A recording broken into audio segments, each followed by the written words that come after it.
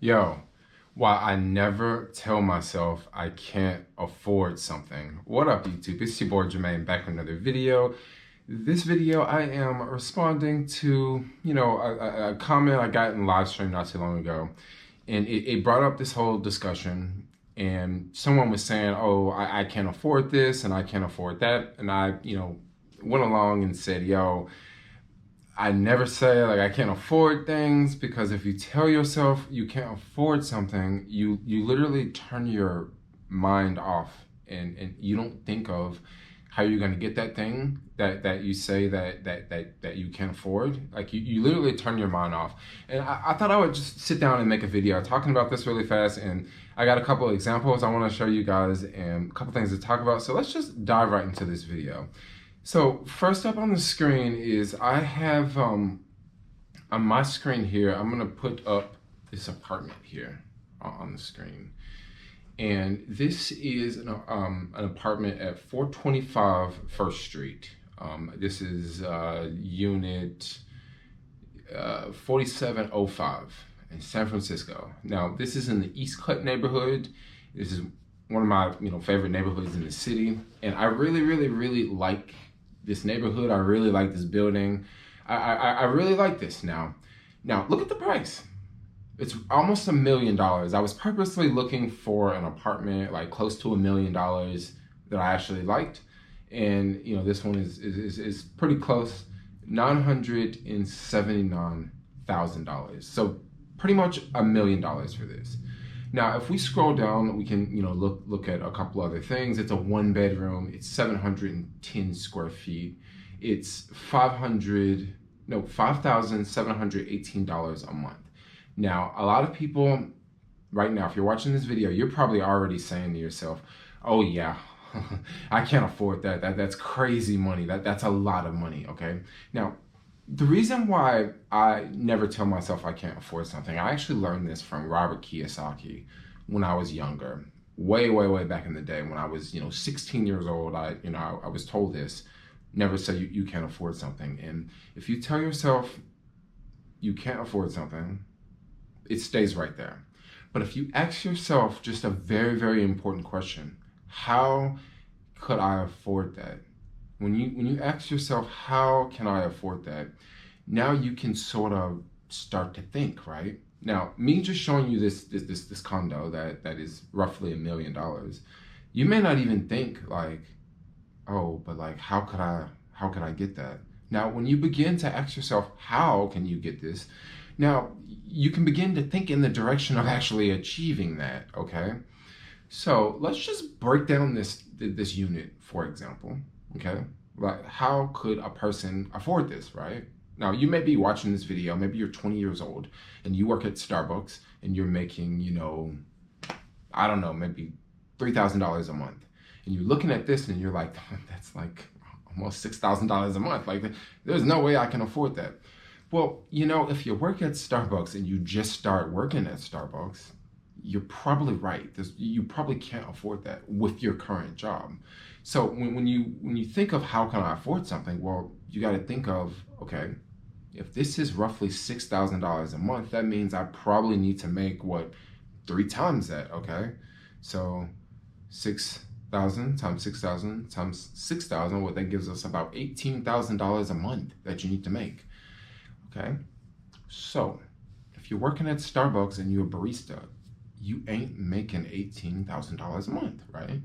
So you gotta think in the direction of what can I do to make $18,000 a month, right? Now, some people may take the long route. Maybe you study medicine or something, so you stay in school for 12 years, and then when you get out, you're making $200,000 a year. Now you can afford something like this, right? You can totally afford something like this. That's one way. To make $18,000 a month, well, you could open a successful business, right? A successful restaurant. Maybe you can make, a lot of money there. Maybe you could, be a OnlyFans girl, and make a lot of money there. You got to ask yourself, like, what can I do to make money in that? Now, if you're working at Starbucks, and if you tell yourself you can't afford something like that, Well, you may not be thinking beyond Starbucks, okay? You may not be thinking, you may not even think of maybe I could do something else. Maybe I could get into real estate. And maybe I can work at Starbucks, and maybe I can like take classes at community college, okay, in my part-time. And maybe I could, become a real estate agent. And then maybe I can start selling houses and I can make some commission, right? And maybe I can, maybe I could sell houses for a couple years, 2, 3, 4, 5 years, and then maybe I could, make bands after that, right? Or maybe you want to specialize in something like sales, okay? If you're really, really good at sales, if you're selling like, the right things, I'm not talking about illegal things. I'm talking about things like, if you're like a used car salesman, or if you're, good with like, internet marketing, sales of that such, you could possibly make a lot of money and be able to, afford something like that. But if you, once again, if you tell yourself like you can't afford it, like you're literally not going to think beyond. You're not going to think beyond that. So let's break down this price here, because there's actually, I'm looking at this price, roughly $6,000 a month, and I'm thinking of like multiple ways that a person could actually afford this. Okay. Now, me personally, I will throw this out there. This unit here, I would not buy this. That's just me. And I just give a very, very simple reason of why I would not buy this. So first off, if I had like $200,000, and if I had, $20,000 a month, I probably wouldn't buy this, just because I'm thinking of, 20% down. So you'd have to put 20% down, right? So once you put 20% down, that's roughly $200,000, right? And I'm thinking with $200,000, I could easily, put money in Tesla, okay? So if I have money in Tesla, in 5 years, what if Tesla 4x in 5 years? I have $200,000 in it 4x in 5 years. Do I think this is going to 4x in 5 years? Probably not, okay? And then also another reason why I wouldn't buy this is because, this is a really, really nice unit. It's on the 47th floor, right? And that's pretty rare in San Francisco. I don't think that there's a lot of places that you can rent that's on the 47th floor. However, you could probably find a unit similar to this for maybe like $4,000 a month, $5,000 a month, and then you don't have to pay property tax. You don't have to, put that $200,000 down on the unit. You can have that $200,000 in the stock market growing. So me, like, I actually wouldn't do this. Maybe if I had like $10 million, I would do it. But I would actually, I mean, honestly, I wouldn't do it. But a way that someone could afford this is, let's say you have a business, and let's say you're making $20,000 a month. And let's say you have a home-based business. Okay, maybe you have some sort of business that you're running from home, like an internet business, and you're just making bank, right? Well, if you're running that home-based business out of this apartment that you're buying, well, you can get like, a deduction, for having a home-based business. And, and instead of paying, taxes on, the $20,000 a month, now you can deduct, maybe you can deduct like 25% of the $6,000 a month. You can write that off of your, gross income. So that would like basically lower it a little bit, like roughly 25%. Of your mortgage, and then you actually wouldn't be paying rent. So that's kind of cool, because like you would be paying a mortgage, so you would be saving like money there. That's definitely one way.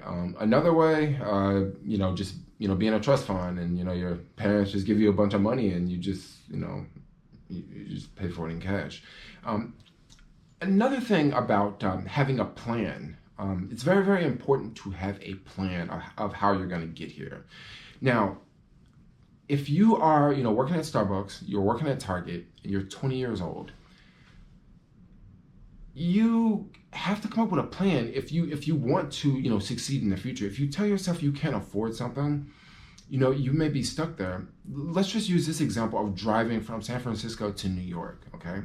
Could you imagine driving from San Francisco to New York with no map, right? If we just got in the car and we just started driving with no map, and we couldn't look at the street signs, how in the hell are we going to get to New York? How are we going to get to New York, right? A map is pretty much like a plan, okay? A map is a plan. When you look at a map, You can look at a map and get a lot of information, right? A map is sort of universal. Everyone can use the same map. But in life, you sort of need to come up with a roadmap.